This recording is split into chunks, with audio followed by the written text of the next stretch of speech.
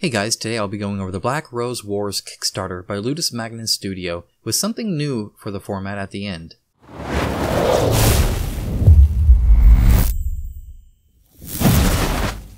Black Rose Wars is a 2 to 4 player competitive game that will take about 90 minutes to play. In it, you pick a unique mage and then set up a map that makes up the lodge. The map has a recommended setup for tile placement, but can also be customized and randomized however you see fit.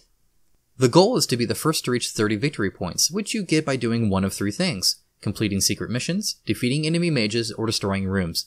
Pick whichever strategy you like. Gameplay is set up by first studying spells ranging from fireballs, summoning demons and undead, or controlling spells. There are 6 main schools of magic, with more promised as stretch goals. The schools of magic are destruction, divination, necromancy, transmutation, illusion, and conspiracy, each made up of 12 different spells. There is a special group of forgotten spells that are very powerful. Right up front, literally in the first paragraph of the Kickstarter, LMS informs you that the game has been in development for 3 years and has been tried and tested with different groups of playtesters and at trade shows. Speaking of building confidence, a very well put together and pretty much complete rulebook is posted day 1. It is 37 pages long and includes an FAQ at the end. I always appreciate this. One of the benefits of being so well playtested is the game simply needs to be funded and produced, not heavily designed, meaning they plan for a quick turnaround for the core game, chrono expansion, and all the stretch goals they've planned so far. You can expect those before January 2019. If the campaign does well enough to exceed these plans and more stretch goals are added, those will be sent by June 2019. Shipping costs will also be lower because, like CMON, they ship to their international hubs at their cost, meaning you only pay for shipping from a location that's closer to you.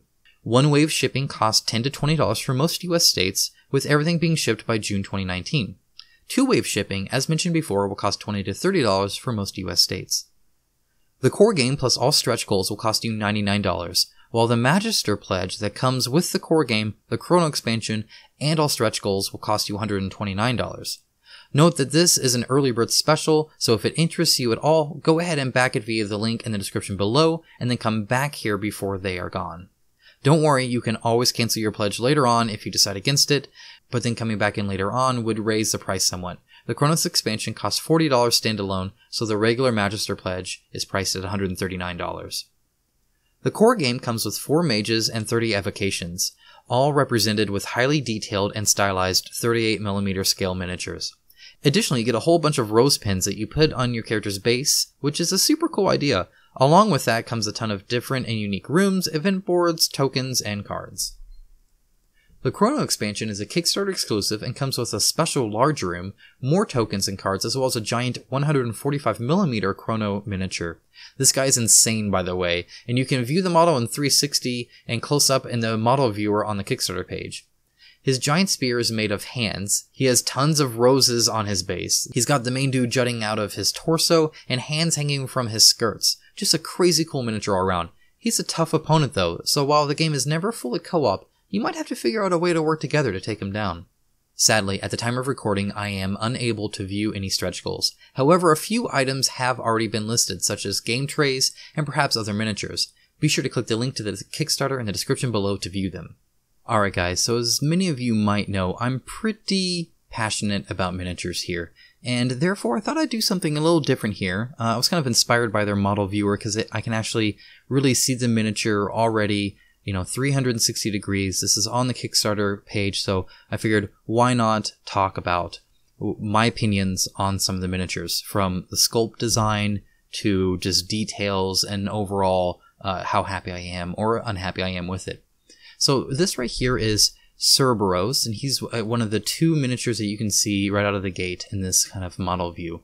And so as you can see from the very beginning, it's a very unassuming posture, right? So the pose that he has is him just standing here. He's not hugely in the middle of, like jumping off of a cliff or stabbing a guy, or, like his hair isn't flowing up over his head as he's like, in the middle of a jump or flight or anything like that. He's not obviously ready for battle.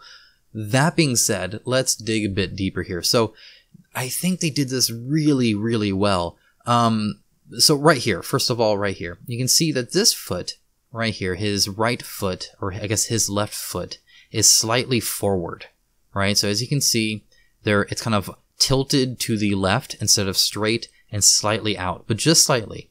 Additionally, you can see that that actually shifts his entire body weight, right? To where his torso is slightly turned as well, moving his sword slightly down because his shoulder is now turned. And his head, if I'm going to zoom in here, his head is also tilted just slightly in that way.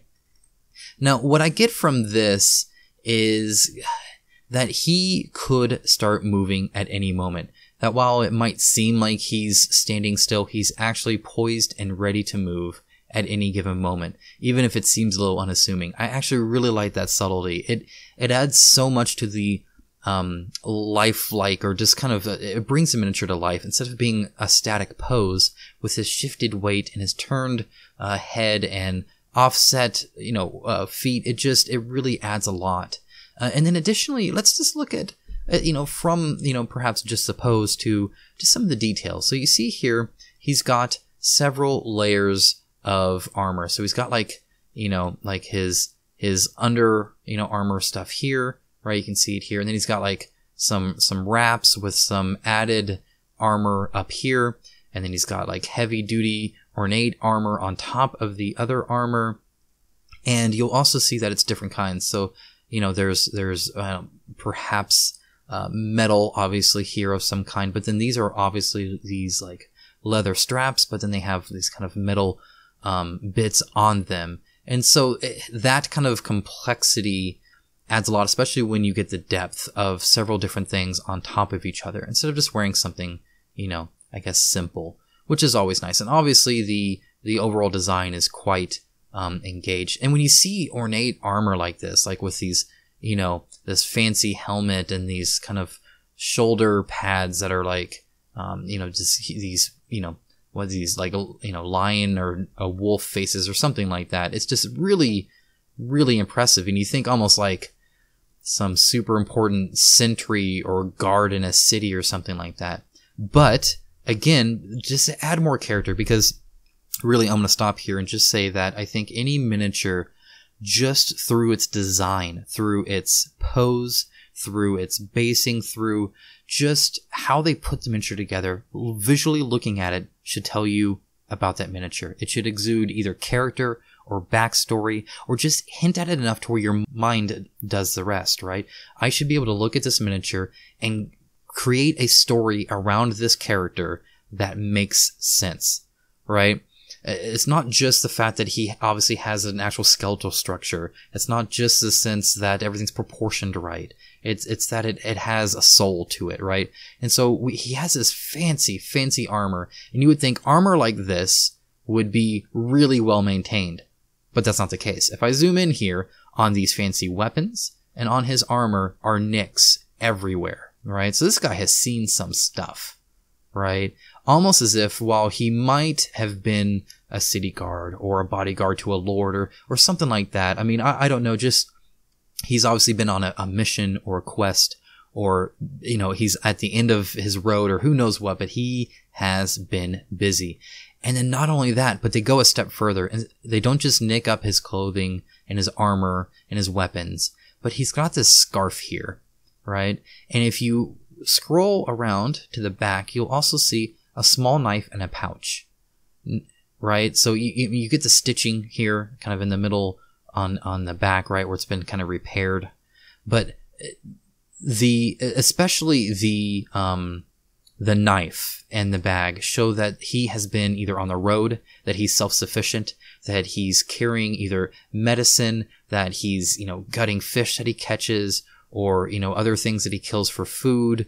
This is not a weapon, right? He's got two big weapons, and it's so small. That is a tool, not a weapon, right? And so when you combine the ornate armor with a scarf, a fancy scarf, but a scarf that's kind of torn up, and a little bag and a little knife, that alone just adds more complexity and nuance to the character and the story they're telling.